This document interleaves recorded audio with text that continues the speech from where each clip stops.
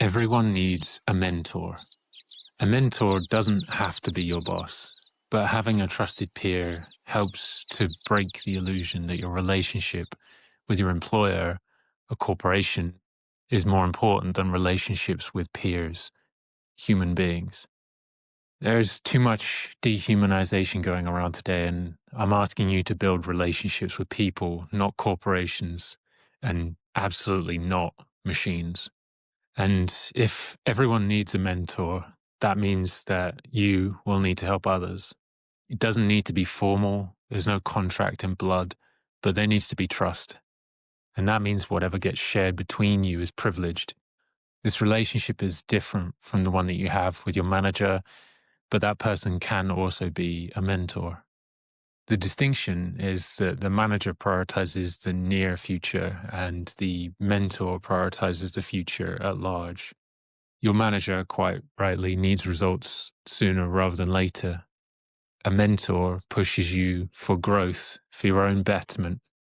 All they get from the arrangement is satisfaction for doing what's right for someone that they care about. Most people do not understand the mentorship model I'm describing because corporations wrongfully distrust and dismiss them. Because if employees' loyalty is not to the employer, then they're poor fits and liabilities. But I think this is a mistake. I think that corporations should not only see people as valuable, but also the relationships between people. I've always found success finding new people from people I like and trust. You tell me, think of your favorite job. Was it the pleasure of meeting revenue goals that made you happy there? Or was it the people you worked alongside who grew in skill and confidence? My favorite workplaces have always been places where I've had fun, where I've enjoyed working with people and seen them grow. And you are hardwired to enjoy people and their successes.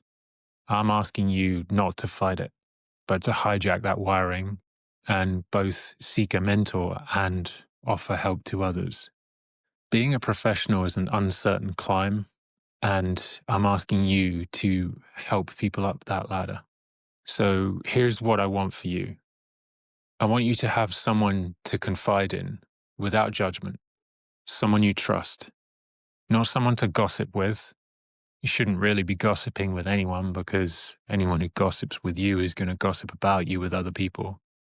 I want someone for you who has a deeper perspective, whose pattern matching you admire, who is in your corner but will tell you when you're wrong. Someone who will come to you proactively to point out your shitty microphone, the phrase you keep using that no one understands, the way that you keep turning your camera off and how people are giving you side eye for it. Someone who forwards emails to you that is useful to your climb or may shed light or additional color on a discussion that you had. Someone who, unprompted, will mail you a book they know will help inform your taste. Someone who, when the time comes for you to move on, will say that out loud. They will offer help to find you that next step without threatening the relationship. They will remain your champion even if you no longer work together, purely because it's the right thing to do and because more kindness is needed. Which all sounds pretty great, right? Well, here's the deal. Give to get. If you want someone in your life who helps you in a meaningful way, you need to be willing to meaningfully help someone in that same image. Every day that you wake, the world is full of possibilities and connections and people.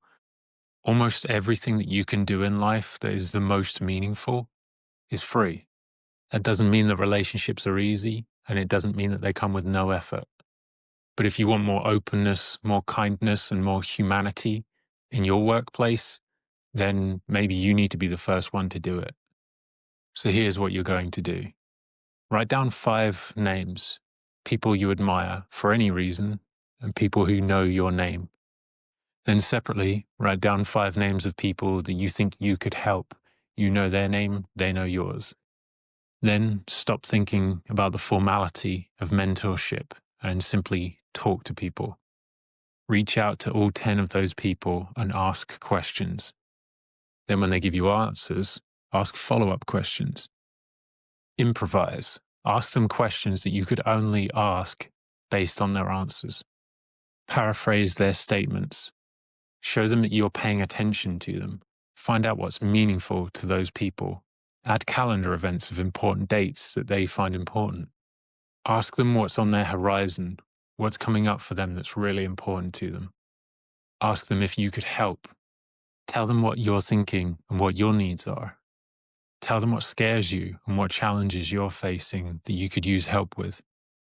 Put yourself in people's way. And after a while, you won't even need the label mentor because you'll simply live the values that it embodies.